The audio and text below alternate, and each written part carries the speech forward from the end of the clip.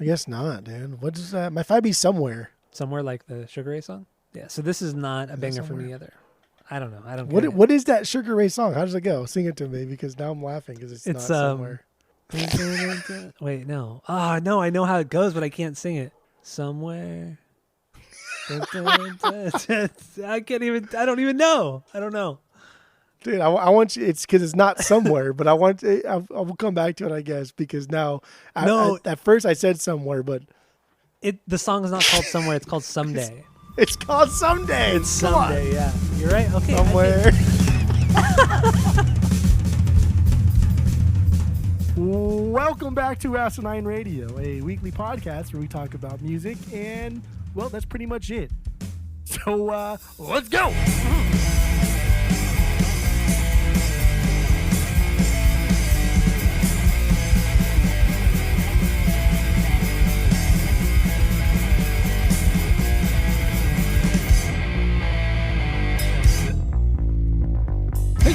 Hey.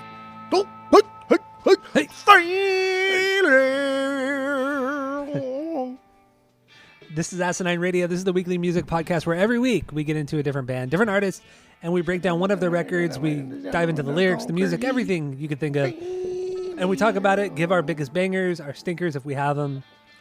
While you're listening, go to Apple Podcasts, go to Spotify especially, give us 5 stars and 5 stars only. All the social media is at Asinine Radio. We have a Discord server. If you want to join that, let us know. We'll send you the link. And we have a phone number you can call, leave us a voicemail, send us a text.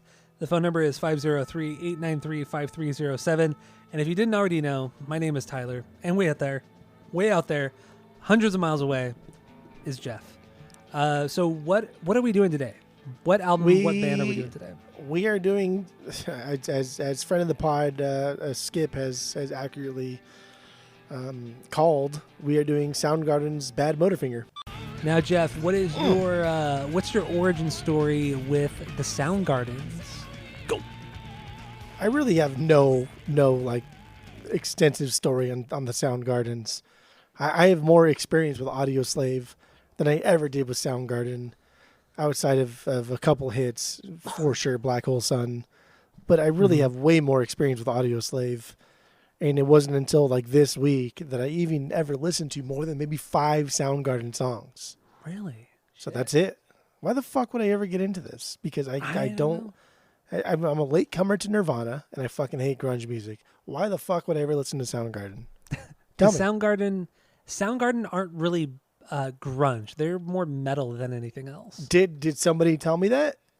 Nobody told me that. No. You didn't tell me that. My mom didn't tell me that. No. Nobody fucking told me that. My mom didn't tell me that. So good. So this honestly these last 2 weeks have been your introduction to Soundgarden. Properly introduced to Soundgarden. I have damn near. This is like this and the Descendants. Were 2 bands that I had no idea what to expect. I thought this was going to be shit. I thought this was going to be very Black Hole Sun sounding. I thought this was going to be very like, oh, maybe like Glycerin is going to be like also like a thing, a common denominator, right? Because Black Hole Sun and Glycerin are kind of in the same realm of boring ballads that are slower and vocal driven. I thought Soundgarden was going to be like that. Yeah, I get it. I totally get it. That's what I thought. And you were wrong, obviously. And I was wrong. And this is your favorite Soundgarden record. Spoilers. Okay, so my introduction to Soundgarden, I remember hearing Black Hole Sun maybe in the late 90s on K-Rock or something like that, and I hated it. I mean, I was a full-blown nu metal man, punk man, so I fucking hated that shit. But I also listened to K-Rock a lot. So yeah, I listened to K-Rock a lot, and Audioslave was honestly the first time I really enjoyed Chris Cornell's vocals. I mean, I specifically remember I bought ticket, or I didn't buy it, my dad bought tickets to Almost Acoustic Christmas, which is like the big K-Rock festival every December here in Southern California. And, you know, it was Foo Fighters, it was The Used, it was Zwan. So I've actually seen Billy Corgan live, but not with Smashing Pumpkins. It was a shit ton of bands, and there was a surprise guest. Nobody knew who it was. And then that day on the radio on K-Rock, they world premiered the first Audioslave song, and it was Cochise. And like maybe 3 or 4 hours before the concert, and then right after they played the song, they said that Audioslave would be essentially headlining Almost Acoustic Christmas.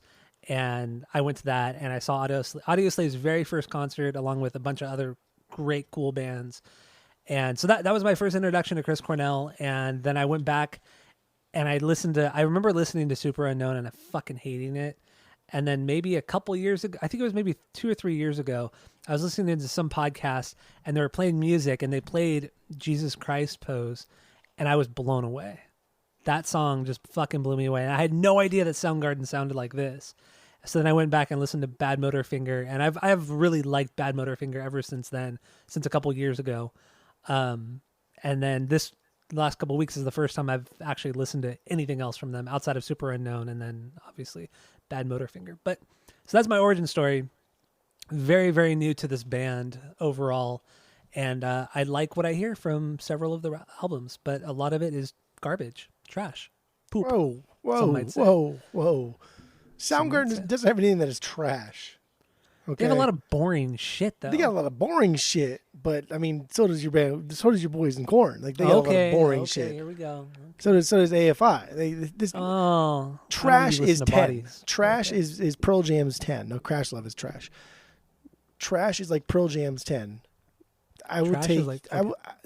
Give me a playlist of all the worst Soundgarden songs, and I will take that over Pearl Jam's 10 any day of the week, for sure. I would too. After Pearl Jam's 10 is a hot pile of garbage. So I don't think Soundgarden has anything that is like absolute trash, but I do think they have stuff that is okay at best. Okay, that's fair. So what are your first impressions then on this? Let's jump into that, and then we'll jump into Jesus Christ Pose, where that sits on our banger list, and then also if we have any stinkers. Do you have any stinkers actually? No, I don't have any stinkers. Okay, I don't either. I have 6 bangers. Wow, that's a low amount of bangers. That's enough bangers. I have 13 bangers. No, you don't. Don't pull. Nah, don't there's pull only a 12 me. songs. There's only 12 songs. That's right. There are only 12. No, I think I have eight bangers. Oof, that's a lot. That's a lot. All right, so let's jump into your first impressions, or do you just want to jump into Jesus Christ Pose? Yeah, whatever, dude. Jesus Christ Pose. I mean, I think we've kind of done the first impressions. Well, yeah, I don't have like a both history been the with last. them, so my first impressions are literally this week. Yeah, the last couple weeks. So, all right, so then let's jump into this song. So this was, I believe, the first single from the record, and this song builds quite a bit, or it's like it's in a constant state of building. The only time you ever get any sort of relief is with where he's screaming "come on," or I think he's screaming "come on," and then Kim is playing those really high notes right there, just kind of squealing and wailing away. But otherwise, the entire song is a giant buildup. Yeah. So I mean, this is my 3B. What B is this the B for you? This is my 2B. 2B, gotcha. Yeah. So this is my 3B. First, I think it's a sick transition from Slaves and Bulldozers. I think it's fucking fantastic. Completely There's a lot of songs. noodling. Well, there's a lot of noodling and noise here. And like sequence-wise, it's cool to hear this sound teased during Slaves and Bulldozers. That solo during Slaves and Bulldozers is fucking just eclectic and weird. And Kim, what was it? How did you say his last name? Thayil? I just said Thayil. Thayil. Okay. Well, yeah, that's I could be completely wrong. You set the precedent, so it's Thayil. Kim Thayil had said that that's his favorite solo to play, and it's just fucking bizarre and weird, and there's a lot of noise. And so when Jesus Christ Pose comes on, there's a lot of noodling, a lot of noise, but we've already heard kind of that noise in the third track from Kim Thayil's solo. And so it's cool. The sequencing wise, dude, it makes sense there, brother. And this is the lead single, man. Like, what the fuck? I know. There's so much wanking and music. Chord doesn't even come in until like after a minute of music. This is 6 minutes of absolute fuck you bullshit. Like, yeah, give us a single. Here it is. Here's 6 minutes of fucking bullshit noise. Make this your radio hit. Like, that's fucking nuts. That's silly boy talk. It is. And they said, like, you know, that he kind of went with like that helicopter sound, and it really has that kind of feel to it. Yeah, It does. I really like that. Yeah. Dude, the bass rips it up on this one. He's just hitting a lot of notes, and they're so low, it gives it the super like muddled and like burpy sound. And I just Yeah. imagine like this super loose, like low E string just flopping around, right? He's just Corn smacking style, that thing, and it's just like bam, bam, bam. It's hitting the body of the bass, and it's just making fucking noise. And this is just rattling. this is almost like a joke of a song, because it really is presented like a joke of a song. There's so much noise here that makes no sense. And this I is their know. lead single. It's pretty wild. Pretty fucking wild. And it's long. It's like 6.5 minutes long. I mean, It's fucking long. the intro, yeah, it's long, but the entire song is fucking long. I think even there's a radio edit, and I think they ended up cutting out 2 minutes of it, I believe. Something like that. Still fucking long. Yeah, it's still really, really long. And So much chickas. oh God, so many. So many it- chickas. God, his vocals, man, Chris's vocals on this are, I'm really on this entire record, are unreal. This isn't his best vocal performance on the record, but this is up there for sure. Because he wails, man. He fucking wails on this song. It's unbelievable. I've always thought he was a great singer, but never really liked his vocals, but I respected him. But this, after this week and listening to a few of these records, I mean, the guy is he was incredible. Like, truly an incredible singer. Yeah. There's was. no other word to describe him but Yeah, incredible. he was. We're It's not even I'm not insane. even like a singer fucking guy either. Like, I don't really care if you're a shit singer or a good singer. But damn, dude, this kid gets fucking sing. Yeah, it's remarkable, truly remarkable. I wanted to also touch upon the music video. They clearly filmed this out in Palm Springs. Yeah, oh, for sure. Absolutely. 100%. Are you kidding me? I've been to I Palm know. Springs 1,000 times. It's 100% Yeah. Palm Springs, man. Yeah. And the video is so, I liked it for kind of how choppy and kind of bootleg it was. You know, not only did they film it like in the middle, like right off the freeway, right off the 60 freeway or the 10 freeway, or it's 10? Yeah, the 10 freeway in Palm Springs, right next to all the fucking windmills or whatever.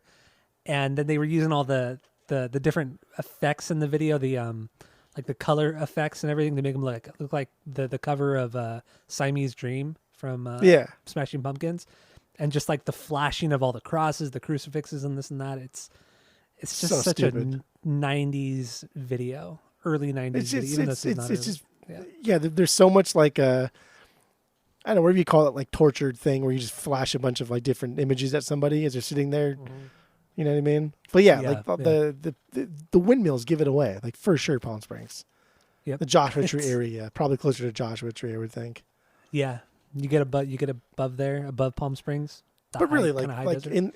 I'm sure in the 80s, because even now you can pretty much pull off any exit in Palm Springs and there's desert and you can film this. But in the 80s, I'm sure there's even more desert than there is Yeah. now. Oh, absolutely. But I But it's I kind of- wanted to so bring the- that up. But This I is a thought it was- that's interesting though, because I do have a note on the Houses of the Holy tone, the orange like kind of Oh yeah. background, and I have a lot of other notes on this group sounding like Zeppelin and Sabbath, but this is the first time I guess I'll bring it up that there's a connection to Zeppelin and the Houses of the Holy cover art, that very orangey background sky with the very kind of like grayish ground. That's what the video looks like. Yep. Exactly. And that's House of the Holy Zeppelin. First time I'll mention Zeppelin, not the last. I wonder if that was intentional because there is a lot of Zeppelin So on much this Zeppelin. record. I mean, obviously way more Sabbath than anything else. I mean, clearly Sabbath is their biggest influence, 100%. Absolutely. Especially Kim's playing. But going back to the song itself, that guitar riff during the beginning build up, that just that I don't. It's not even a scale. I don't think it's just what he's playing. Just is so weird. It's so choppy and it shouldn't sound good, but in the context of the song and the buildup of that part, it sounds fucking awesome. It sounds amazing because Matt Cameron, the drummer, he's playing like just the toms. It's just this kind of like tribal thing. Just, dude, I love that buildup. The down-tuned bass, like you were saying, where you could just hear the clacking of the string on the actual pickup. I love it. I fucking love it, man. And also, a lot of things I noticed, I realized on this record, Korn took quite a bit from, I feel, this record in particular for their debut record. With the down-tuned bass, certain things that Kim does on the guitar reminded me a lot of that first Korn record. A lot of it. And that's I was pretty impressed. crazy because Korn was like pretty. I mean, I don't know what before whatever band they had before Korn, or if they had one, but like that first Korn record was like early '90s. It was 94. They had LAPD. That band put out a record, but that was in 92, I believe. But that record sounds pretty nothing early. like that. But the LAPD record sounds nothing like that first Korn record because they had a different singer, and Head wasn't in the band. It was just Fieldy David and Monkey who was in that band. Just the boring members. Well, I wouldn't say the boring members. But yeah, anyway, Jesus Christ Pose. This is a So good. absolute banger of a fucking song, man. Yeah. So what do you have lyrically on this one? So just, I guess, could we always kind of like talk about overall lyrics here? I think Cornell writes songs because he has like a thought in his mind and he says, okay, I want this song to be about X topic, but I want it to be loose. I want it to be a little subjective, but I really want just the words to match my vocals and what I am singing, how I am singing, the high notes. I want to use words that complement my vocal style rather than getting really poetic and really deep. So even though I do think a lot of these lyrics are cool, are deep, are fun, I don't think he puts a lot of effort into the lyrics as he does the way he sings. Agreed. If that I makes was sense. I was a little disappointed by his lyrics actually. I thought, Yeah, because I didn't have high hopes I at don't all. know. I really don't know why I thought he would have better lyrics, but I felt he's like a they were hard to fucking- decipher. He's a singer. He's a guy that like knows he has a really fantastic, unique voice that can just slay it. And it's like obviously the effort is going to be put into what words can I use to make the high notes sound better. And so instead of using like gross words on the high notes, instead of using, I don't know, I'm not a singer, but like there are words you can use when you're hitting like higher notes or lower notes. And when you're hitting lower notes, you don't want to use specific words because it doesn't accentuate the lower registers in your voice. I think he spends more time doing that than he does writing lyrics. Not to say lyrics are bad, because I don't think they're bad. I think they're fine. But I think he spends a lot of time working on his vocal approach, which I think that's what you do as a singer. Yeah, I agree. His lyrics are more placeholders than anything else. Right. I don't really think there's anything too deep. This song, I think, was just like, I mean, online it said, and that makes sense. A criticism on people using the specific Jesus Christ pose for financial or any sort of societal gain. But I do like the line that he says, "It wouldn't pay me more to bury you rich than bury you poor." I think that was like the true essence of the song there. Like, I don't give a fuck who you are type of thing. Like, be a good dude, you're a good dude. He's dude, she's dude, we're all dudes, hey. Like, that's what this song is about. I think it's also a criticism of people in the music industry or celebrities in general thinking that they're like a godlike figure. And I feel like this is the only song where he talks like or where the lyrics aren't about him personally. They're about something else, about somebody else. Because everything else is about, I feel like, his depression and drug use. But this is the only one that kind of stands out from that, I feel, at least. Yeah, I agree. All right, so do we have anything else on Jesus Christ Pose? I do not. Okay, so let's move on. What's your 1B? The opening track, dude, Rusty Cage. That's my 1B. That's my 1B too. That's my 1B. What a fucking banger, man. dude. This is truly a banger. This came after me listening to Pearl Jam's 10, and I was like, man, this sucks. I can't imagine what Soundgarden doesn't sound like. Let me listen to this one. And it was like, holy fuck, this is really, really good. And I listened to Soundgarden like weeks and weeks ago at the record store because we got some of the Badmotorfingers in. I was like, yeah, let me put it on in the background. Didn't really pay too much attention to it, but overall, like, it was a good record. And so that's what like prompted kind of me to dig in further. But when I like really listened to Rusty Cage, like, holy shit, man, this was like some kind of like Queens of the Stone Age kind of like sounding shit. Dude, this was very, very like ambient, and it drops in and it's so chuggy, it's so heavy. It was good. Yeah. It was good. I mean, this is one of the songs that reminds me or reminded me of Korn, or makes me think that Korn took from this band, because, it starts out with that real loud high guitar, put through the wah pedal. And so you have that, all the guitars or the E string on the guitars were tuned down to B. So really fucking low. That's some like Korn level shit right there. So it's tuned down super low. The bass is also tuned down really low, and it brings in that clacking on the pickups and everything, much like Fieldy from Korn.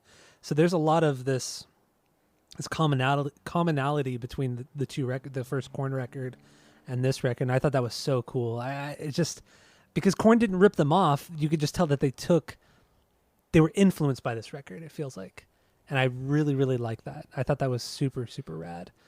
And then this song, the whole song, it's like a rock and roll song. And then at like around 2 minutes and 50 seconds, it just completely slows down and turns into this like sludge metal kind of Black Sabbath thing. And it's fucking bizarre, man. It's such a cool song. It's a really, really cool song. And this is another song that has a radio edit where they cut out that entire part, that kind of, which is fucking stupid. Yeah, I know, it's so that fucking part's good. So goddamn good.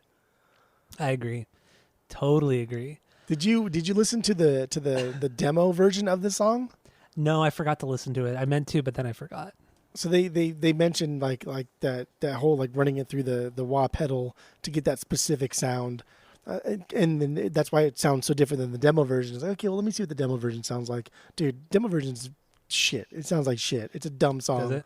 It's silly. It's like a punk song where people just it's stripped down and it just doesn't have the same effect. Mm-hmm. Still the same tempo, still the same everything. It's just it doesn't have the same kind of like full sound effect. And goddamn, I love that. That intro is just so goddamn good. It's so fucking perfect. It is. Love it. It really is. Also, what I thought was really cool reading about the backstory of the song and about this band, really, like you think, or at least what my thoughts were, that they were very calculated with what they did, and they took a lot of time writing these songs.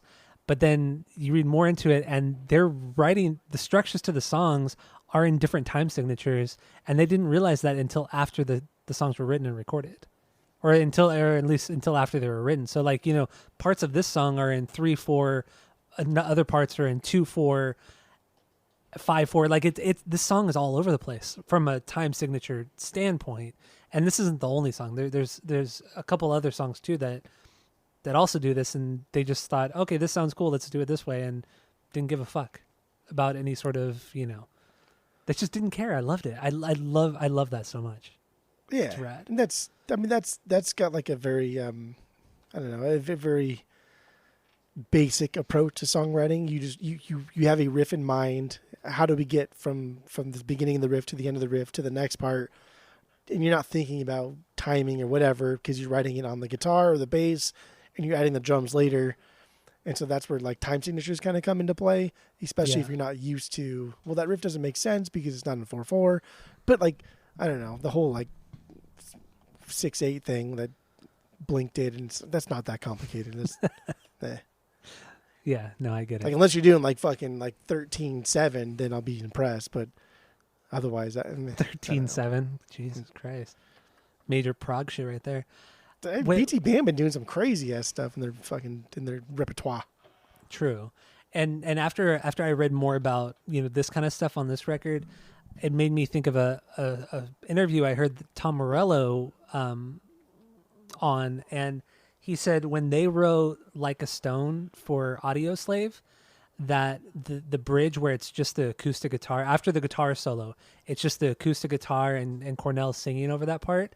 He said that Cornell wrote that part, and he wrote it like in 3/4, and Morello said that it completely threw him off. Like he could not like wrap his head around it. And Cornell just wrote it because that's just how he writes music, and it made me realize like that's how Cornell was writing music back in during this stuff. I mean, he wrote most of this record, so it's like they just write the shit not thinking about that, and then you throw it to Tom Morello, who you think he is an amazing guitar player, but doing something that's not 4/4 for Tom Morello is so out of his style. And I thought that was a really interesting interview, that he was thrown off by Cornell's acoustic guitar part in that song. But I don't know. I thought that was a cool little story. It is a good story. That's solid. Yeah. 3-4 times weird. It's you don't think it's that weird until you hear like My Name Is Jonas by Weezer. That's 3-4. That dun dun dun dun dun dun dun dun dun dun dun dun. And it's so simple. That is kind of weird. How do I play that on the drums? I guess coming from somebody who pretends to play the drums, how do I play that on the drums? I hit 2 bass and then a snare, 1 bass, leave it open, snare, and then hit immediately back to the bass. It's weird. So let's play a little bit of Rusty Cage, and then we'll jump into the lyrics. Sound good? Yes, sir. Okay, so here it is, Rusty Cage from the Soundgardens. I'm gonna break my heart. It's exactly how he sounds. Exactly how he sounds. Yeah, dude, that bridge part is absolutely insane. It's so crunchy. It's so metal sounding. And the little the little breakdown after the bridge, you can hear the little nuance, right? There's quiet moments, and you can still hear them like fucking with their fingers on the strings and shit, like not being completely quiet. Love that. I do too. It's fucking fantastic. Like they know they're damn, supposed to be song is quiet, so but they just can't quite do it. Can't quite listen. Kim Thale, he's I don't know. Never mind. I don't know what I was going to say. I will say I don't think any of these guys are like historically great at what they do. I think there's a specific time, place, and sound, and I think besides Nirvana, these guys did it the best. There's just this is the sound. This is the sound. This is the grunge sound. This album, the Seattle grunge sound, like beautiful singing over a lot of just really sloppy playing, but purposely sloppy. Like Nirvana was kind of like sloppy singing, but also just endearing in that. And like Smashing Pumpkins, I think very, very psychedelic based. But this is just, I don't know, this is something different. This is weird. Well, also, Nirvana was different because Kurt obviously wrote all the songs, but he was also the guitarist. He was the guitarist, the singer. With Soundgarden, it's more of a, I don't want to say more of a band, but Cornell just really sings. He doesn't play lead guitar. He plays some rhythm, like in this song. In the music video, he plays guitar, and then in Smashing Pumpkins, Billy Corgan. I mean, those first 3 records, Smashing Pumpkins records, are so fussed over. I mean, Billy Corgan is such a perfectionist that there's no sloppy playing. There's nothing. Everything has to be perfect for him. So it's like, it's such a all 3 bands are such a different, I guess, style, viewpoint, and how they write and record music, which is just so, I don't know. I think it's super rad. But also Soundgarden is way more metal than those 3 bands, Yeah. They're the heaviest by far. That's what I never realized, dude. Like this was so aggressive and heavy and dumb. Like there's parts of this are dumb. Like that's dumb, dude. Just let's tune everything down because it sounds kind of cool. Like that's high school metalcore shit from 2004. Like that's dumb. That's what I was going to say about Kim. Like I feel like he's just very carefree. Like he doesn't give a fuck. He's like, "Oh, that sounds really cool. Let's fucking do that. Let's he did something. Oh, I guess it's a banger of mine, but I'll bring it up later about the tuning of the guitar, where he thought, he just brought it up as an idea, and then Cornell's like, let's try it, and it fucking made a great song. But we'll talk about that later. But yeah, no, Kim Thales just seems like a really cool dude to just make music, and he just doesn't give a fuck. But then also Cornell wrote most of these songs off this record. And I mean, for whatever that means, but there's a lot of different things online that say that Cornell wrote a lot of the music, but then he didn't have the melody quite worked out in his mind, and the band would get together and really flesh out the songs based off of Cornell's one little riff that he had. And so who fucking knows at this point, because like now things are so divided perfectly that you wrote this, therefore you get paid X amount of dollars or X percentage of the profits or whatever it is. But this is like the fucking early 90s, dude. There's no man's land. And really nobody was making money at this time, Yeah. Except for the labels. Nobody was making money. For sure. Artists were making shit. All right, so what do we have lyrically on Rusty Cage? Rusty Cage. I mean, I think the title says it. It's about feeling trapped. And I I like the idea of the rusty cage, which like the rust will come into play later on in the album too, which I think is kind of cool. Mm-hmm. Like, like, like if it's rusty, it probably can't be opened by like a traditional key, right? You can't just Yeah. put a key into a rusty cage and open it because it's fucking rusted shut. It's done. You're in there for good, bro. But like when things rust, when metal rusts, it becomes weaker, so you can break it open with enough strength. I think that's cool. It is. That's a good like kind of maybe not a double entendre, but kind of a double entendre. I don't know. Kind of. I like where you're going with that. On this song, I feel like it's him in a bad relationship, whether it's a romantic thing or a friendship or whatever. So he's stuck in this, and he's finally escaping it. So like the rust represents just his mental state, just being completely broken down, destroyed, kind of rotted away. So it's been rusted, and then like you said, he has to have that final push of strength to actually break open the rusty cage, and that's how he gets out. And then the song you're referring to later, I feel like that is from the standpoint of him being rusty physically from the drugs that he's been taking, from him being a drug addict, really, like a hard drug addict, and his body breaking down. So I feel like this is the mental portion of it, and then the end of the record is the physical rust, his body deteriorating very more quickly than normal because of outside influences, that being the drugs.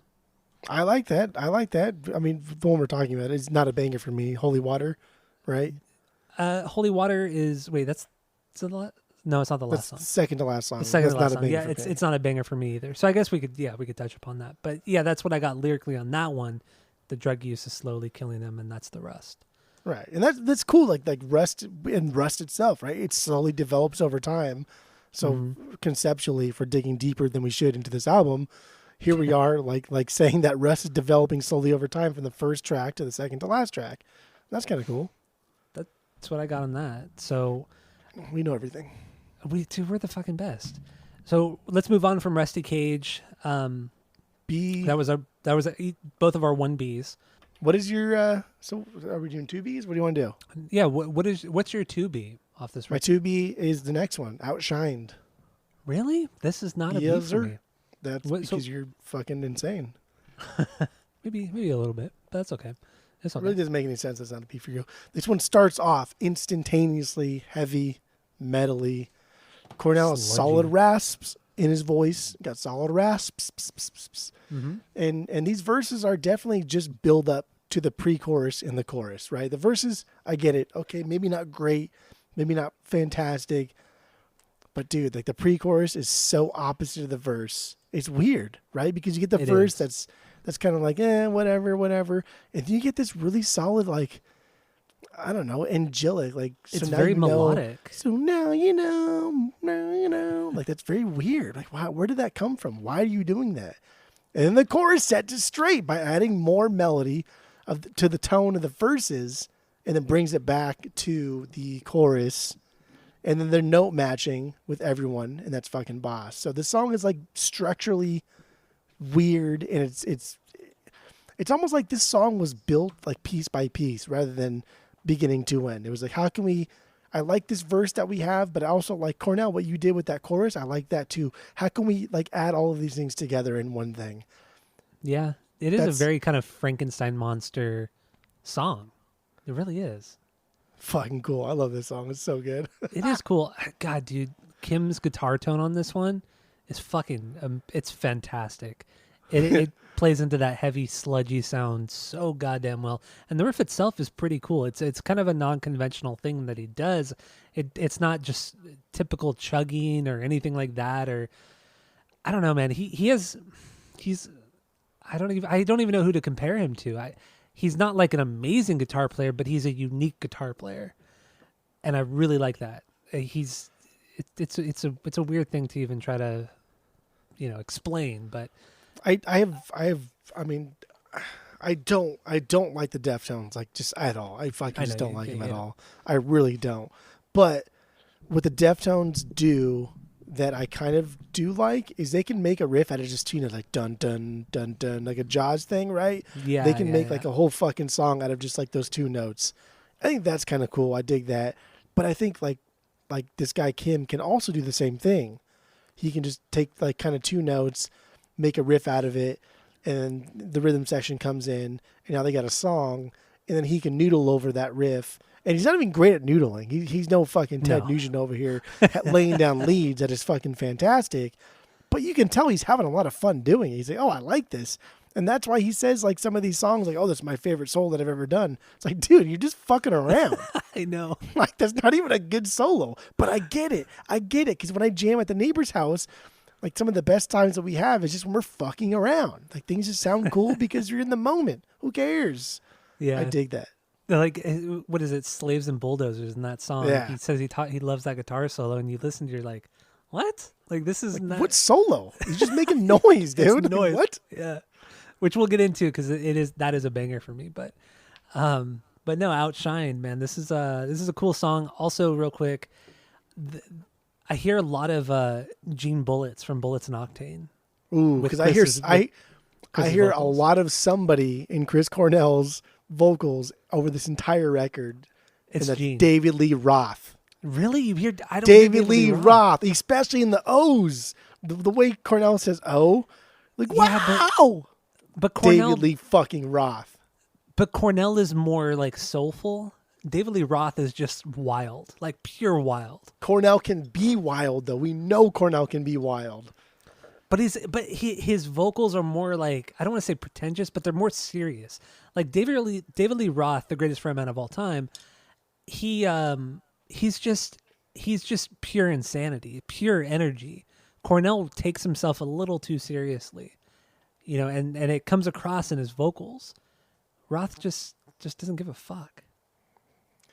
I don't know. I don't hear the David Lee Roth personally, but if and when, I know it's when more than if, but when you listen to this again and you're editing this, really, really put in your mind David Lee Roth and Cornell's delivery, especially in the high parts when Cornell just goes, wow! And I can't hit those high notes the way they can. But when they do that, like David Lee Roth, dude, hit those high notes in a way that's so... what's that word? Like chauvinistic? Is that the right word? Chauvinistic could work. Yeah. Right? You're so fucking conceited. You're so full of yourself, but you're still just having a good time. Yeah, that's David Lee Roth. Yeah. Like you're not being a dick about it, Like I can hit these high notes. Check it out. I'm a fucking tool, but I'm also really fun to drink with. But like I hear a lot of that with Cornell's high notes. I really like how we both picked up on those things, but we have completely different singers in mind. Yeah. One before, one after. I think that's really interesting. Also, real quick, a little thing on the music part of this of this song. So they played this song in drop D tuning, so that's why it has that big kind of heavier tone sound to it. The riff sounds really crunchy and cool, sludgy. But this is also another song where they played it in a 7/4 time signature. It's just... And they just didn't really know until after the song was written, and then they were it kind of seems like they wrote it and then they were told by somebody else, "Oh, this is not 4/4. This is something else." Like they just, I love it's that. 4/4, dude. I love it. I fucking love that so much. Just the carelessness of it all. It's fucking great. That's a good word, carelessness. I like that. But that's what this record is. That's what it is. The first 3 Soundgarden records are just pure fun and carelessness, especially the first record. But after this one, once you get into Super Unknown, then they had already gotten some kind of success. They were making some money. And then you get the shit that is Black Hole Sun and all the boring ballads that you get on Super Unknown. All and then BBs? the albums after. Boring ballads? Beyond Boring bangers? ballads. Okay. You want to play a little bit of Outshine? Get into we should be playing bangers that we both agree are bangers. Okay. All right. Oh, so what do you have lyrically on Outshined? Oh, homie, but I alluded to this earlier when I said he was looking California but feeling Minnesota. Yeah. Right? Remember that? When I said that earlier at some point? I don't remember when I did that, why I did that. But I hate that I like that lyric. He's looking California but feeling Minnesota. It's so stupid. Dude. It is, but so I really like it too. Dumb. It's really so dumb, though. You recognize how stupid it is, right? I do, but then you love it. I love it because it makes so much sense. It does, and it pisses me off. Dude. It fucking irritates me so much. It's a great line. It's a great fucking line. God, it's so cheesy. It is like the ultimate cheese. It is. Feeling California, but looking... No, looking California, but feeling Minnesota. Yeah. You instantly know what he means, and it bothers me that I like that so much. I do too. So yeah, the Fucking song's asshole. about depression and how he puts on a mask to hide his feelings. That's what I got lyrically on this one. But he does have like he does have like good wordplay, right? I got Yeah. up feeling so down. Like that's just really cool wordplay. It is. That is really good. So he is a good songwriter, not a great songwriter, but he's a good songwriter. He knows how to get his point across, and again, he knows how to write lyrics that boost his bravado as far as singing. Mm-hmm. He knows how to do that. So he's a good songwriter, not a great songwriter, but he's a fucking phenomenal singer. Oh, fuck it, he's incredible. Really incredible. I don't throw that word around a lot. Like I really don't. But he's fucking incredible. Especially when it comes to singers. Like we do not Yeah. give a shit about fucking singers, but I know. I was so blown away by his vocals. same here. I loved the way he sings. I do. Yeah. But I also hate it at the same time. I know. You know, There are like on parts some just like, songs that I oh just my fucking God. can't stand. like, what are you But doing, dude? I respect the shit out of him for his ability. So that was your 2B. was my Outshine was your 2B. 2B. My 2B was Jesus Christ Pose. What was So- your Rusty Cage. Rusty Cage was our number Rusty one. Cage. So what do you got for So your we're- 3B? We're on 3Bs. What is my 3B is a little bit Later on in the record? oh, Well, I oh don't know about that. hold on dude. there, dude. Hold on there, dude. Well, you don't know because you don't like this album, so you don't know your number 3 right away. Oh, Jesus Christ Superstar was my 3B. That's a soundtrack we should do, actually. Oh God, I don't know, man. I don't know. One day. All right, my number 3 is Face Pollution. This is a good one. Course. This is Fucking not a banger course for it you? is, dude. Dude, this is like What? so Face Pollution, and then what's the other one later on? I think it's Mind Right or something.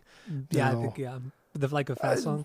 One of the other fast ones. There's nothing wrong with this. This is a more traditional, faster punk song. And it's nice coming off like Jesus Christ Pose.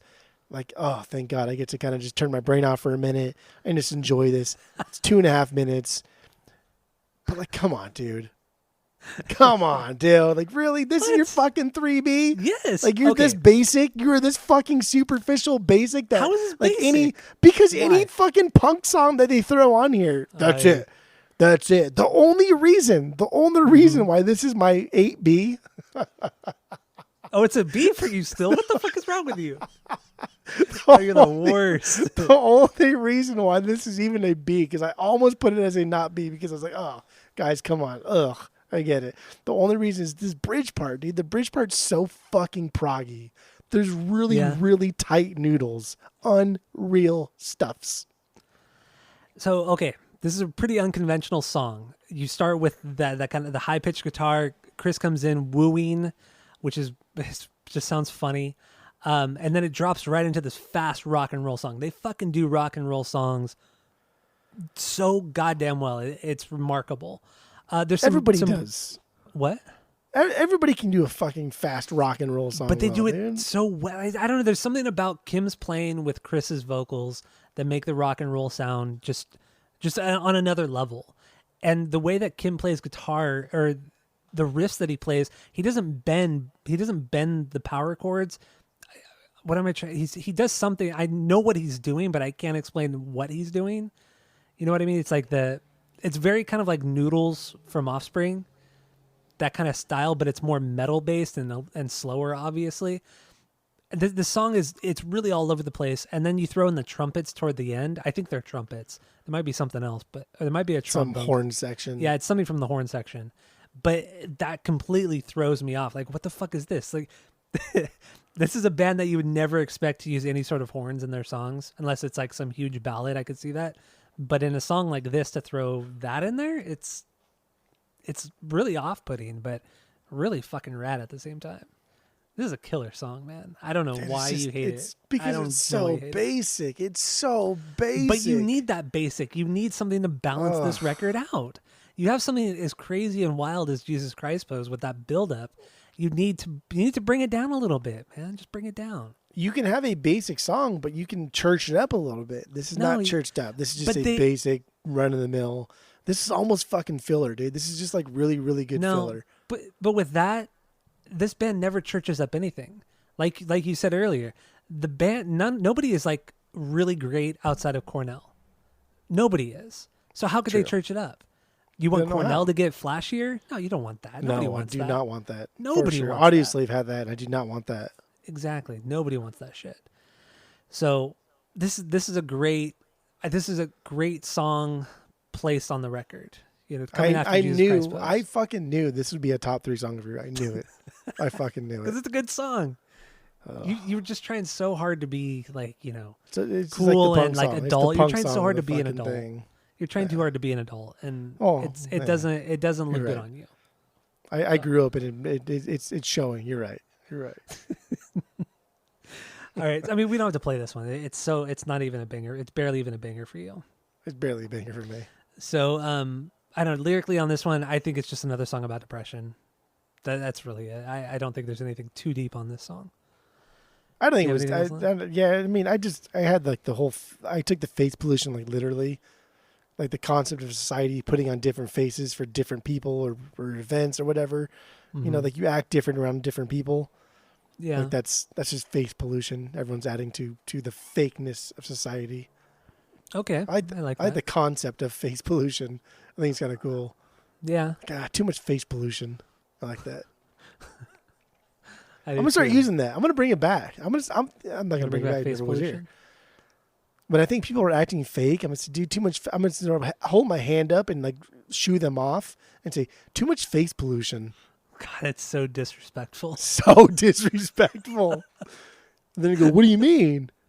And the bitch, you're putting on an act. Too much face pollution, and still put my hand at him like that.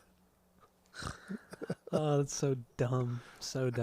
I probably will never do that in real life, but Yeah, because it's fucking rude as hell. it is so rude.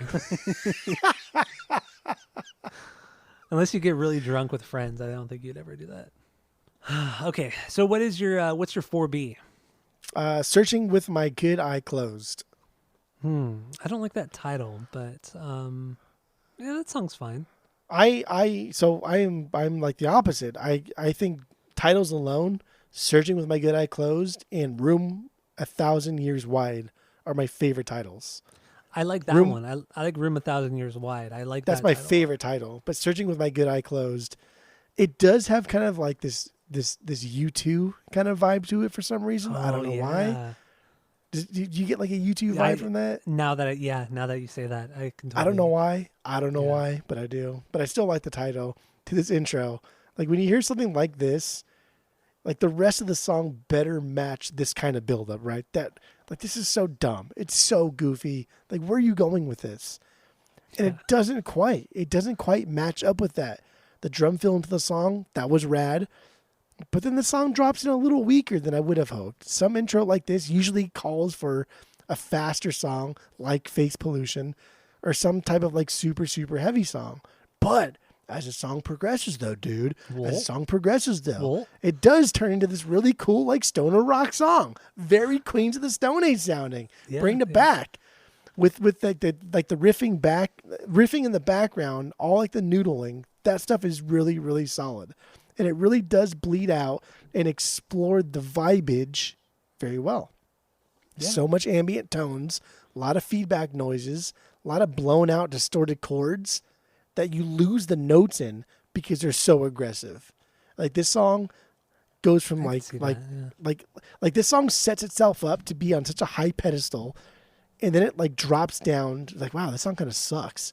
And then it builds it back up past to where the pedestal would have dropped you to begin with. And that's what I love about this song. The bass line, I feel like the rhythm section was the best part of this song. The bass line's really rad. The drum fills throughout the song are solid stuff. But now that you brought it more like the blown out guitar tone and everything, like I get it. I appreciate that, but it still doesn't do much for me. The kind of the noodling and wanking at the end is pretty cool. Otherwise, I think it's kind of like not a boring song because the song is good, but just in the context of the record, it's just kind of a mid-tempo, average song. And then that intro is fucking weird, man. That kind of spoken word intro. Yeah, the cow goes moo. The pig goes Bizarre, oink. Like, dude. but after that type of intro, because we're so conditioned to to like metalcore of our era, right? Where like there was a firefight, and then Bleeding Through drops in with that fucking song. Oh, it's so That's good though. that's nasty stuff. Like that is nasty stuff. So we're used to intros that have like a spoken word thing dropping into something really, really good. Or this is the act of mating, right? And then it drops into something really good. Yeah. It doesn't do that here. But I think it's purposeful. I think it does that because it doesn't want us to just get that easy relief. It wants to build us up, break us down, and then slowly build us back up again. Okay, that's fair. That's fair. Dude, and all the while, like Cornell's just fucking screaming and wailing and just doing Cornell stuffs. Doing Cornell stuffs. Dude, just doing Cornell stuffs. So this record, Badmotorfinger, is where this is the true transition of the band. I mean, this is the last of the craziness of the band, and this is the beginning of the melodic sound you hear after this. And I really like that. This is a great combination of, this is the best of both worlds, really. For sure. Best of both worlds. Because the first two records are just on another playing field. They're just completely different. But this one it's so unique. This is like Turnstile's Glow On record compared to their first two, right? Yeah, totally. Like you still hear snippets of the first two here. This is not any worse than the first two. This is not any better than the first two. It's just so fucking different. These guys did not lose any of their edge from their first two, but they put out a third record that's like, hey, let's try writing, I don't know, a different type of song, and did it, and it's so good. All right. So this isn't a banger, so we don't want to play this, right? Nah, it's fine. Okay. So what do you have lyrically on it? Oh, we don't have to talk about it either. Just keep going. Okay. Okay. That's fine. Yeah, that's fine. So that is your 4B, right? Yeah. All right. My 4B is Drawing Flies. Toward the end of the record. I think it's track 10. Dude, it is again, dude. Fuck another one. What? Let's just choose all the punk kind of sounding songs or all the rock and roll sounding songs, the shortest songs on the album, and that's fine. Whatever. Well, okay. Here we go. So, no, I don't really hear the punk thing on here. Yeah, it's a shorter song, but what I really love about this song is, or a few things I really love about this song is that just how swingy and Sabbath sounding this is. The riff, the pacing, the drums, everything is just so like Master of Reality, Sabbath, Bloody Sabbath era, because that's when they really brought in the swing into their playing. They had it somewhat in the first two records, but it wasn't until those two, the third and fourth record, and Volume 4 as well. So I guess the third, fourth, and fifth record where you really hear that Sabbath swing, and that's what I get in this song. Also, the trombone, what the fuck is this? Who the fuck throws a trombone into a metal song? It makes no fucking sense, but I fucking love it. Love it. It's so subtle. It's kind of buried in the mix, and that's perfect. It's absolutely perfect. Cornell has some really solid, quick screams in this too, because the guy can fucking scream. He can do everything. The guy's fucking incredible. Incredible. That's the word of the pod today, is incredible. Because he's incredible. Incredible. Oh, shit. Yeah, Drawing Flies, man. This song. This is even a B for you? This is not a B for me, but this is still really good because this is a great example of just really good filler. Just really, really good filler. Give me a good fucking filler song. Give me an album that has just one or two bangers, but chock full of really good fillers, and I'll be happy. This is really, really good filler. This is like one of the most unique sounding songs on the whole record. That's not true, dude. It is though. This is a traditional setup song because of the words, like how it flows. This is like the most traditional song they do on the record. No, it does have a cool swing to it, and that's literally in my notes. It has a cool swing to it. But yeah, this is a traditional song. Well, because I don't know if you believe me or not. Although me reading it just wouldn't like make you believe me anymore. But I don't know. I thought that the best part of this song was the fact that Cornell talks a lot. He just like fucking talks. Yeah. Like, he doesn't sing. He kind of like talks, but because he's so good at singing, he can just talk and just like raise or lower the inflection in his voice. He's like, oh, he's singing. It's like, yeah, he's kind of just talking. Like that kind of irritates me because Because like other people try really, really hard to sing, and this guy just kind of talks, and it sounds better than everybody else. Like it's fucking nothing to him. Just absolutely nothing. But God, dude, the yeah. last bass line part where it's just like the isolated bass part before everybody comes into, that's so boss. That is so Yeah. boss. Otherwise, yeah, this is really, really good filler. Good filler.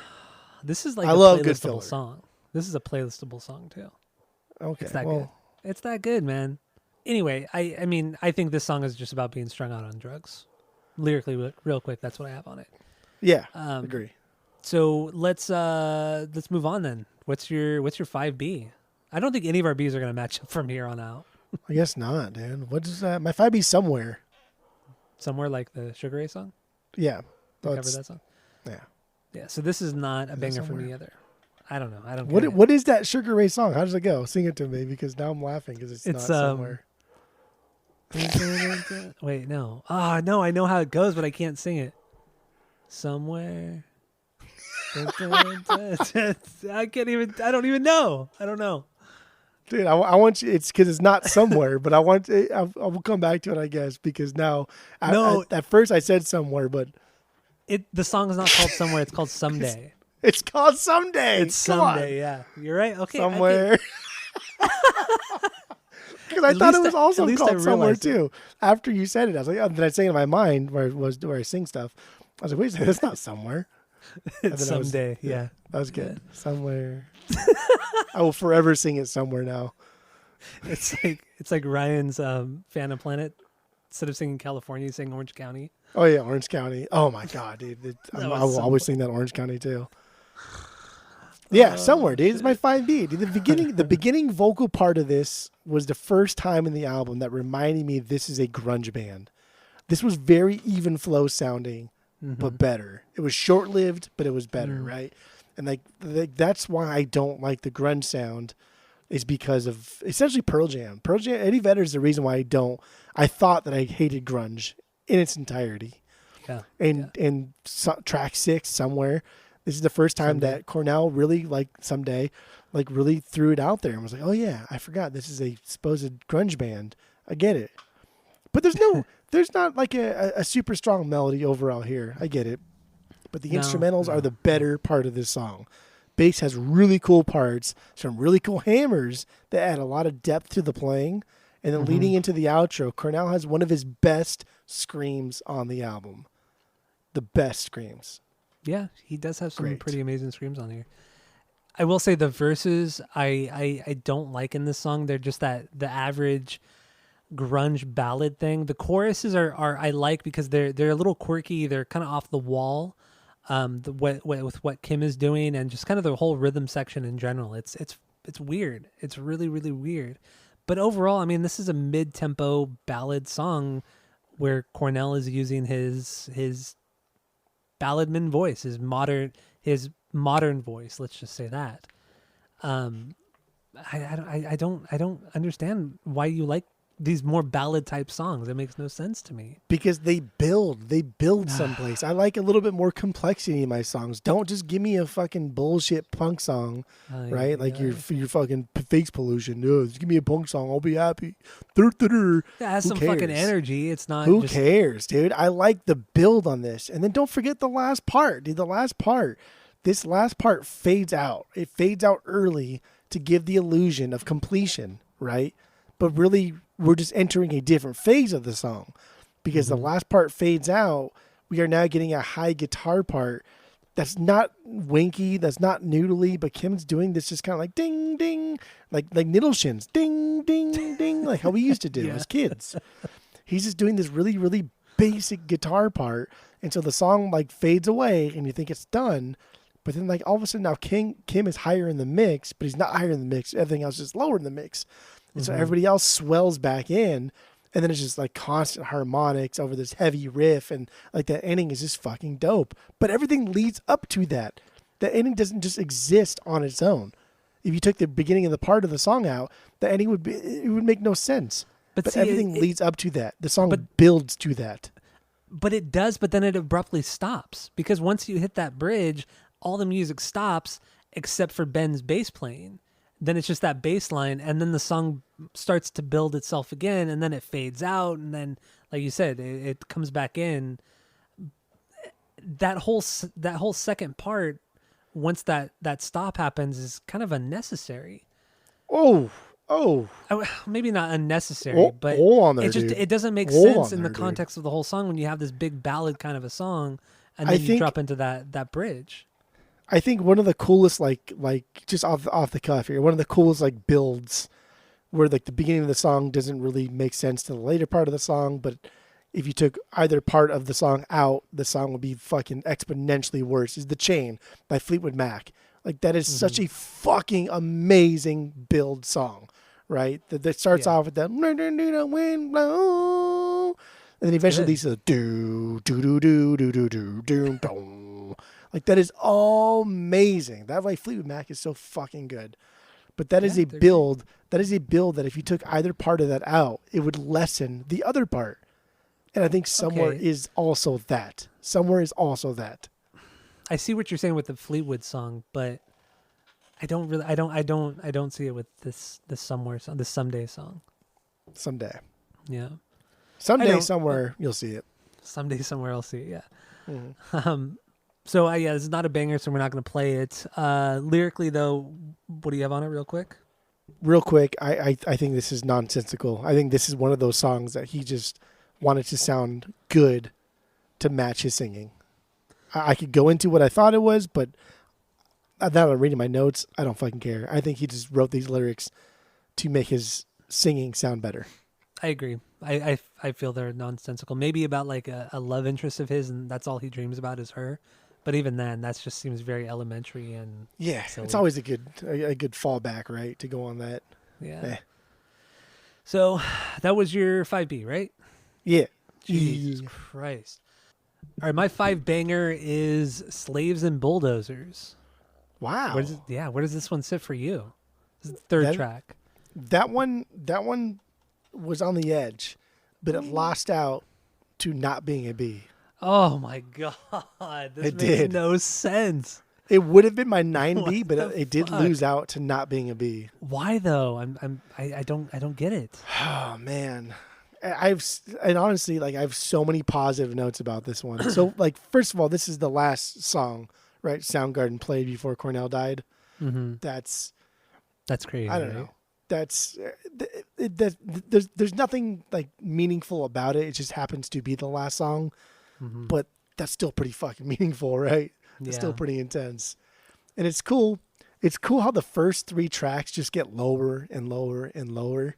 So I think going into the nu metal like mindset that you're in, you probably like that because it's so low, it's so guttural. There's so much noodling in the beginning here.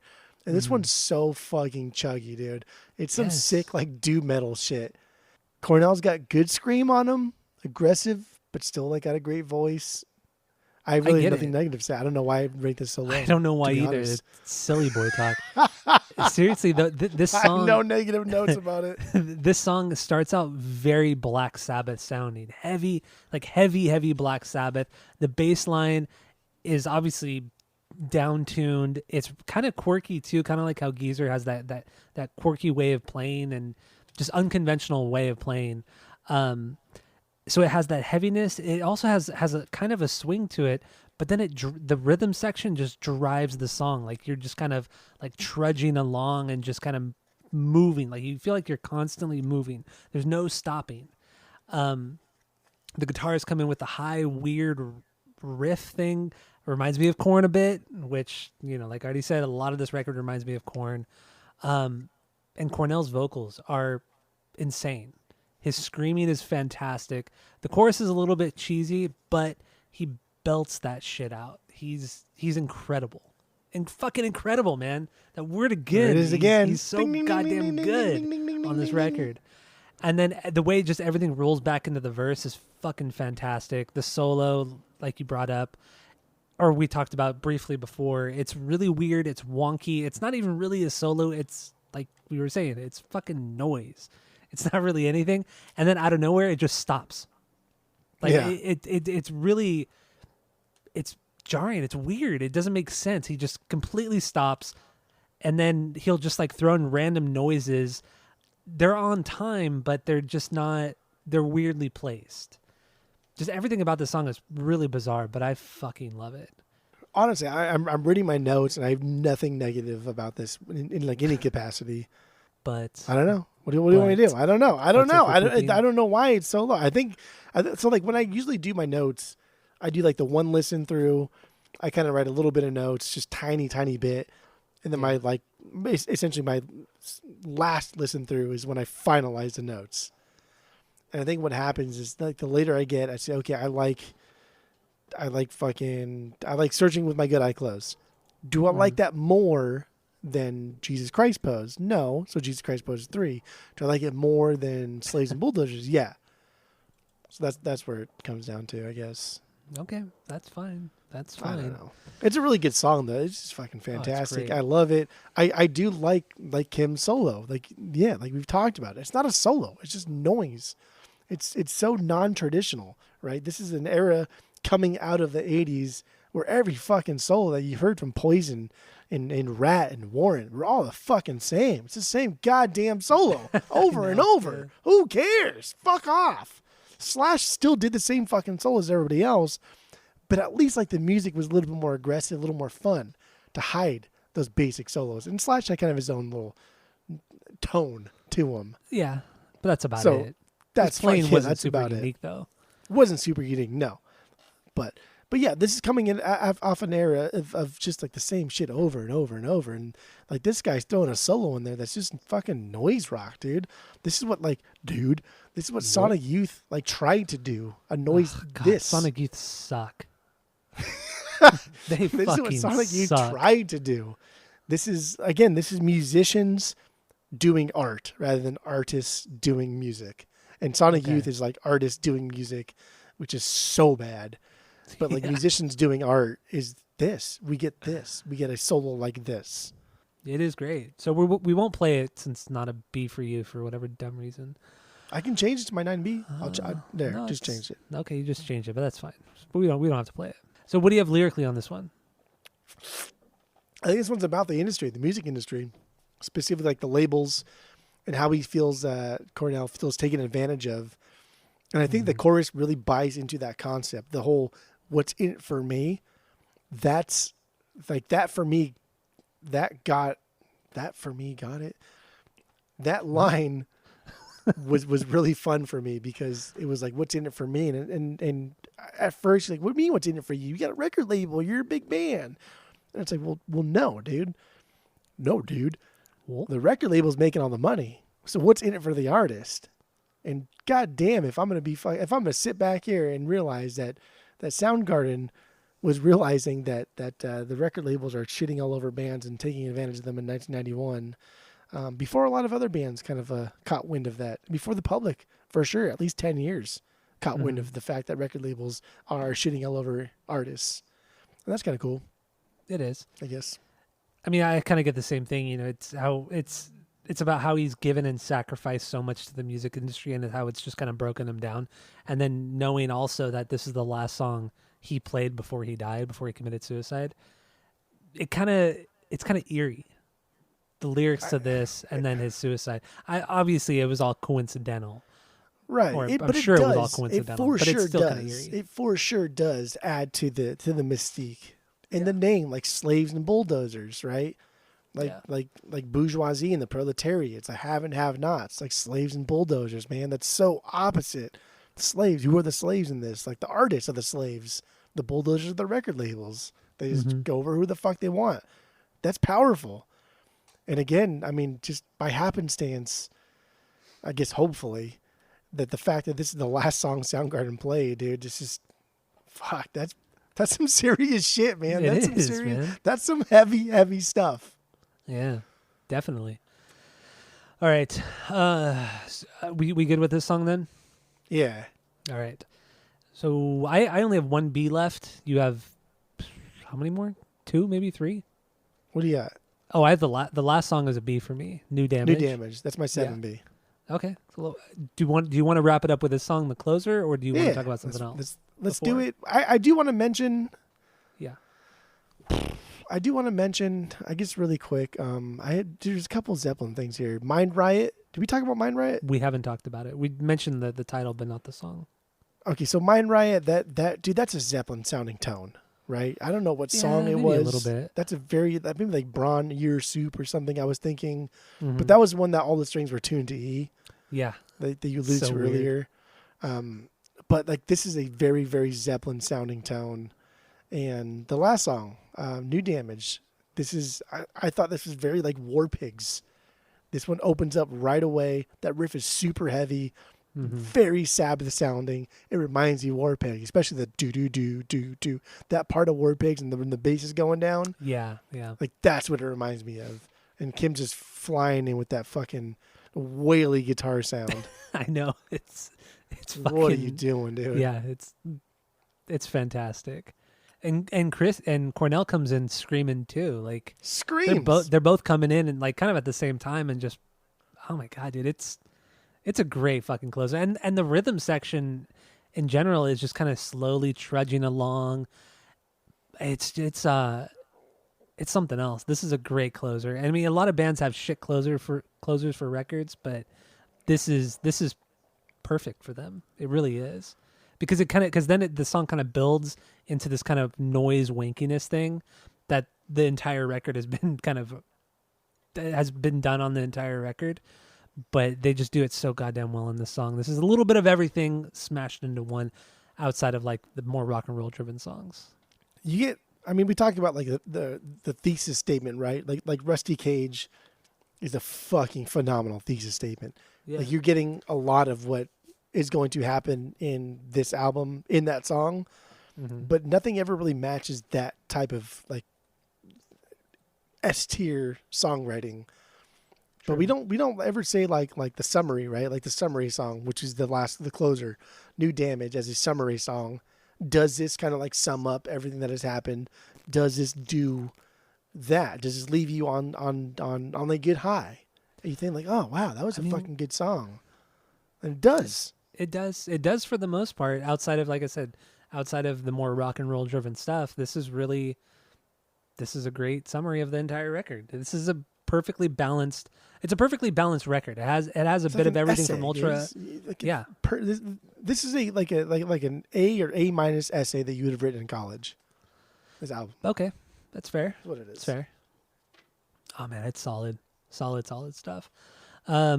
Lyrically, I don't know what the fuck this song's about. I have no idea. I gravitated towards one thing, and that was New World Order, baby. Okay. And I was like, oh, maybe like Cornell. And then I happened to Google Chris Cornell conspiracy, and then there's a lot of things about that, most of which were completely fucking dumb. But you never know. Yeah, New World Order, man. New World Order. That's what you think it's about? All right. He says it. I don't know. No, it's true. It could be about anything. Who knows? I don't think he's a good lyricist, or we don't think he's a good lyricist. I think anything else? I think he's a good lyricist. He's not great. I think he's like B tier. I think he's B tier. Okay. He's not. Right. He's not A, and he's not S. If we're doing like the Japanese RPG style tier list, you hate. I don't know why you've been referencing that so much recently, because you hate those kind of games. It's because it's so stupid. I know. Because the only reason why anybody does it is because of like Japanese, I think RPGs, but for sure like the Japanese tier system. That's why anybody ranks things into S tier. But like, why even put an S tier? Like, let's do the whole alphabet then. I mean, really, we've covered every song off the main record. I mean, obviously, we're not going to get into the demos, the outtakes, all that shit. I don't care. It's too much. Yeah, I just don't care. So one song that I do want to touch upon real quick is Room 1,000 Years Wide, because one, we already said, that's a really cool title. This is also one of this is the only song on the record that Chris Cornell had has no songwriting credit. He had nothing to do with it. The lyrics were written by Kim. The music was written by Matt Cameron, the drummer. And it does sound like a very different sounding song. I mean, the guitar wise, it reminds me a lot of Jerry Cantrell, very Alice in Chains like. The combination of the chugging guitar, the high pitched guitar, that reminds me a lot of Korn on the first two Korn records. And just overall, it kind of has this melodic doom metal sound. It's very weird. And then you throw in the horn section with the saxophone and the trumpet toward the end. It makes no fucking sense. It's bizarre. It's loud, and it kind of sounds a little jazz inspired too. This is my least favorite song on the album. Really? Yeah. Then Because why? 'Cause it's so I didn't weird. because it doesn't fit. It doesn't fit like sequencing wise. It doesn't do any of the sounds that all the other songs do. Even though I don't, I do think like Face Pollution is cheesy. It is going for a certain tone. It is going for a certain concept, and it achieves that. It is doing what it sets out to do. Yeah. Room 1,000 Years Wide is just taking too many things and trying to do them all at once, and I don't think it does any of them well. Okay. It does a lot of them like okay and good, but it doesn't like perfect any of those sounds. And this is my least favorite song on the album. It just so happens to be also that Cornell like didn't have a hand in writing the song, which is super interesting, because like now we are seeing like clearly if what we're given online is true, we are seeing that like Cornell is so integral to this band that they don't Yeah. fucking know it. I would have never thought that until I was Me reading neither. about it. Yeah. Me fucking neither. But then also, Unreal like, stuffs. Throwing it back to the first record, Ultra Mega OK, you know, one thing that sets that record apart is one, the producer, like we talked about on the Rankings episode.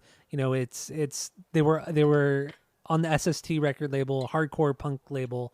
They were given a producer that didn't know the Seattle sound, so that's one reason why that record sounds different. But also, Yamamoto was the bass player in the band, and he contributed a lot to the songwriting, and Cornell didn't do that much of the songwriting on that first record.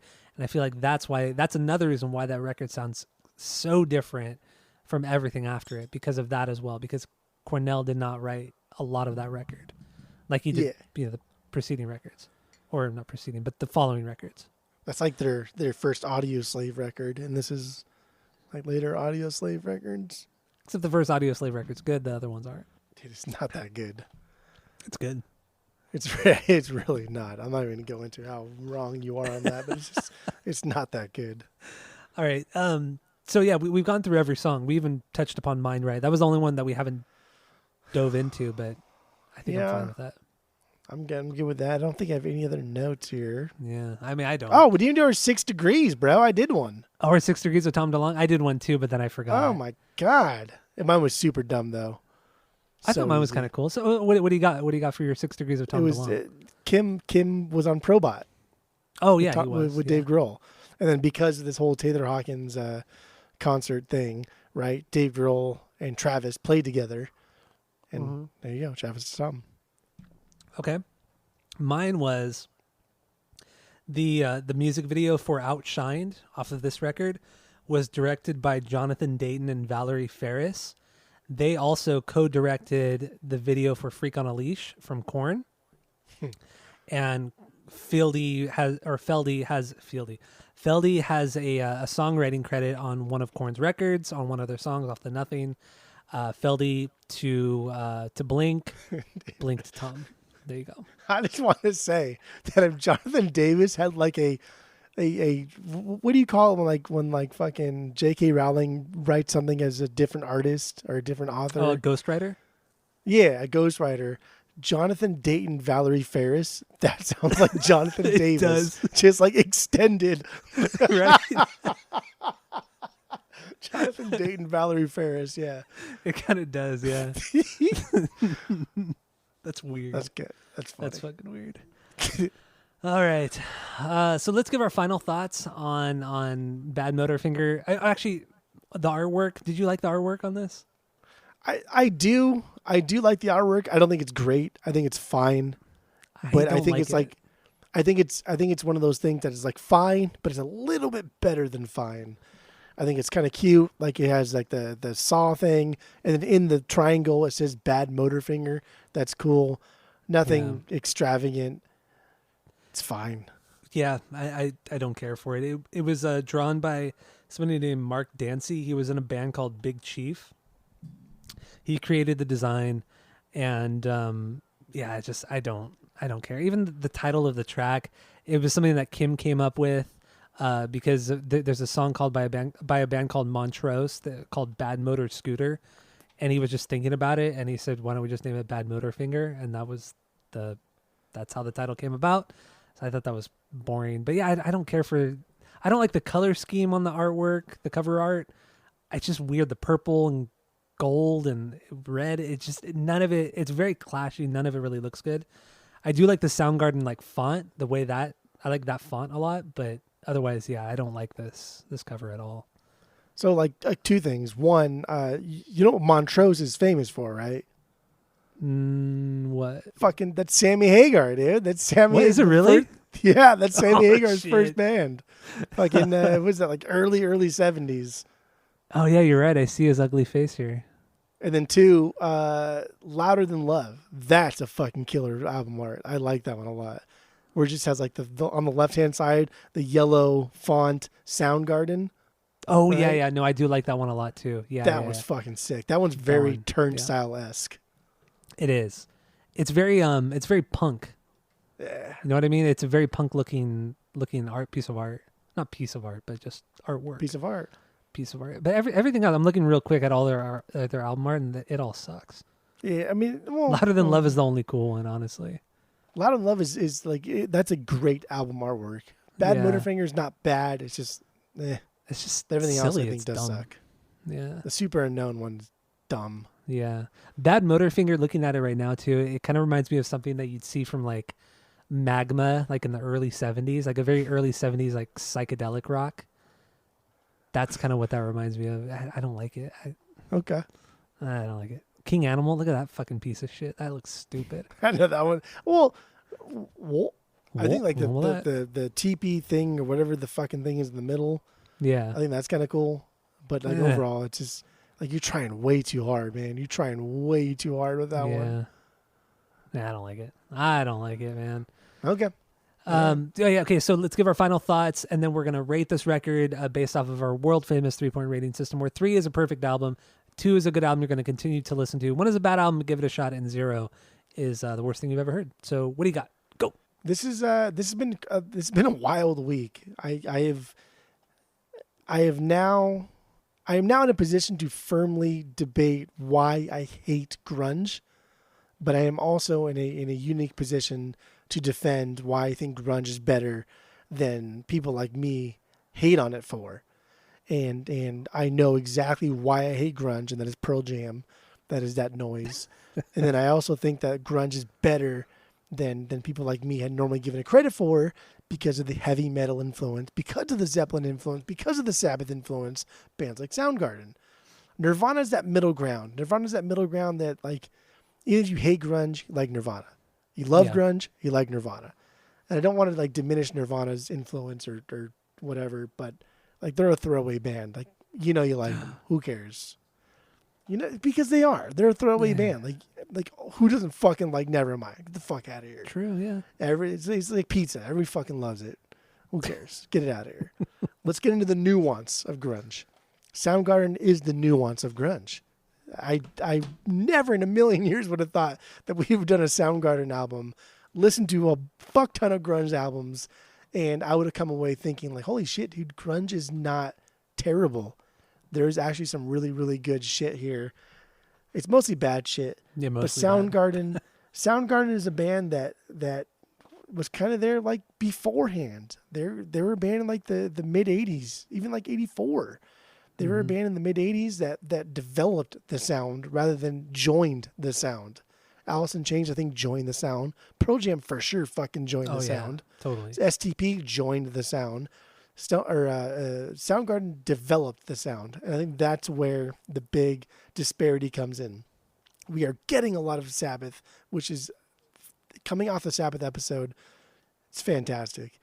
It's still in my mind. It's still fresh. And it's like, wow, man, these guys can really, really rock, but they're still not that great at their instruments, which is a very punk thing to do, right? This is, I don't know. I really enjoyed my week. I really enjoyed, even hating most of the grunge stuff. I really enjoyed it. It's not a perfect album. Badmotorfinger is not a perfect album. I don't think they have a perfect album, but this is damn close. This is like 2.8. I think Badmotorfinger is 2.8, baby. Damn. 2.8. Damn. Bite his shit. All right. So yeah, much like you, I came into this almost blind, only listening to Like Korn. two of the just like Korn. Only listening to two of the records ever. One of them I hated and still hate to this day. But man, this has been an eye-opening week. Listening to all this goddamn fucking grunge music. Most of it, like you said, was just fucking bad. And really, Nirvana and Soundgarden are the greatest grunge bands. And it's unfair to call either of them grunge because Nirvana is like this pop, like a pop punk, like this weird pop punk thing. You know, they have the melody, they have the catchy songs. Yeah, Kurt's not a great singer, but he has the melodies, he has the songs, those short and sweet songs. That's what he's amazing at. And then you throw Dave Grohl and Chris Novoselic in it, it's fucking unreal. Soundgarden is the metal version of that. You know, they're more Sabbath, sludge metal, Zeppelin-esque. You know, they're I wouldn't say they're more advanced than Nirvana because they're not by any means. But just they're just like the opposite ends of grunge, and they did it both so well. And every other band has tried to copy both of them, and no band has succeeded in sounding like either band. Like Alice in Chains and Pearl Jam tried so hard to sound like Soundgarden, and it never ever happened. Never. Nobody really tried to be like Nirvana because they were more pop than anything else. But there was I don't know, I don't even know, man. Just Nirvana and Soundgarden are on another level when it comes to grunge music. Nirvana being one of the greatest bands of all time, hands down. Yeah, that's true. They truly are. They truly fucking are. But yeah, no, the Soundgarden was remarkable, and once again, Chris Cornell, his voice is incredible. I was truly just blown away by it. I've always known he's a good singer, but it wasn't until this week when I realized the guy can do fucking anything and do it perfect. Absolutely perfect. So, and Kim Thale, I kind of understand why people like him so much and why he inspired so many people, and how carefree and careless he was with his style and his playing. I love it so much. Rhythm section could be a little bit better, but whatever. It gets the job done. I love the down-tuned guitars and everything. So with that, I'm going to have to give this record, Badmotorfinger, a 2.5 out of 3. Ooh. 2.5 out of 3. Would you give Ultra Mega OK perfect 3? No, I'd give it a 2.75. 2.75. Okay. Yeah, it's not perfect, but it's a damn fine record. I would 2.5 is still a buyable vinyl. Oh yeah, no, that's what I'm saying. Yeah. I'm definitely want to get Badmotorfinger and then the second and first record. Yeah, the first 3 records I'm for sure going to get. But I'm not going to spend $40. I mean, they have White Rabbit always has Badmotorfinger for like $30. Oh. Yeah, so I might pick that up, but I'll see if Tracy will give me a discount. Try to knock a couple bucks off. We'll see. We'll see how it goes. $29. Yeah, 29. Oh, fucking stupid California. I love it. No, I hate it. But do we have anything else on this episode? That's it. That's all. All right. Well, thank you all for listening. Go to Spotify, Apple Podcasts, give us 5 stars, 5 stars only. And you know what else to do. Keep listening. Tell all your friends. Thank you to everybody who listens and has reached out to us recently, especially. Much appreciated. And that's it. That's all. Wait.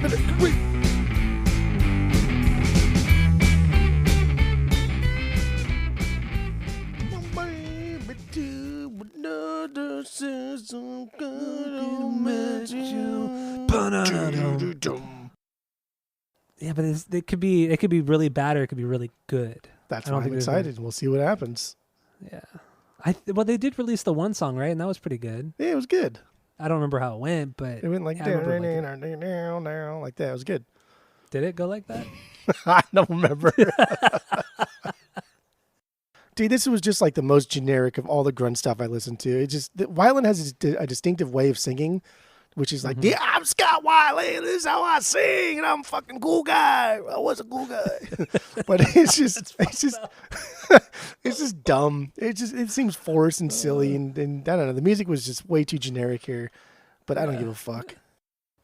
My 19 is Sonic Youth. Confusion is Sex. This record sucks. This fucking sucks, man. I knew you were gonna hate it too when it fucking started I playing. hated it. And then I was like, okay, maybe this is just the debut, like the first record. Maybe they kind of get into their own on the second record. So I actually listened to the second record as well. Like, was it Bad Moon Rising or something like that? Because that cover's so popular and so famous. So I'm like, okay, this is a popular record of theirs. Let's get into this. It's just as bad. It's just as bad as the first record. It's just like, it's like the precursor to Fugazi, but done so horribly. Like, it's just boring and fucking bad.